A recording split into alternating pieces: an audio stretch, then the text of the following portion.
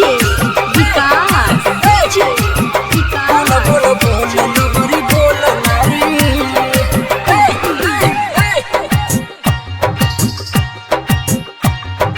जवने न तवने से 40 मील कवना कवना के देवे रे दिल। हाँ जवने न तवने से 40 मील कवना कवना के देवे रे दिल। बोल बोल बोल लबरी बोल ना रे खोल खोल खोल मुँह खोल ना रे बोल बोल बोल लबरी बोल ना रे खोल खोल खोल मुहावा खोल ना रे।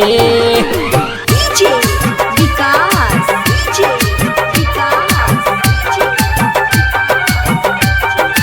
जीत रिकॉर्डिंग स्टूडियो सिवान मतियारगढ़ सीतामढ़ी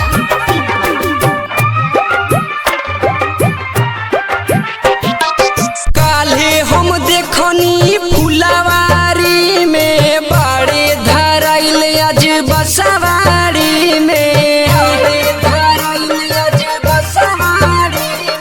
झुमका झुलनिया नहरी पगिरल ओढ़नी मिलल बा खरिहानी में। रोज रोज लइका ते चेंज करेलिस कपड़ा के जैसन यार बदलेलिस।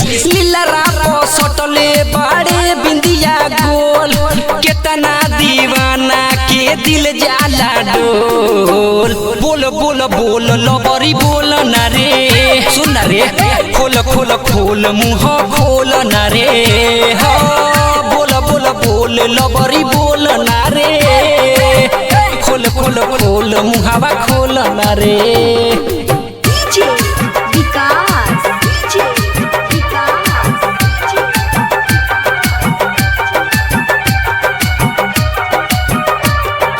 मतियारगढ़ सीतामढ़ी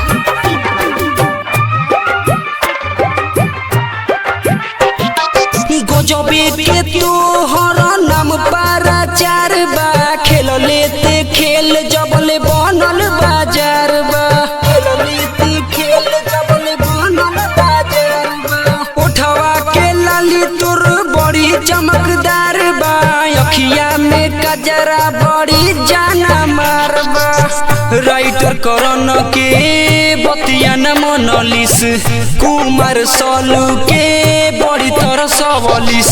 पहिले ते रहली बड़ी अनमोल कैसे हो गईले अतना ते गोल।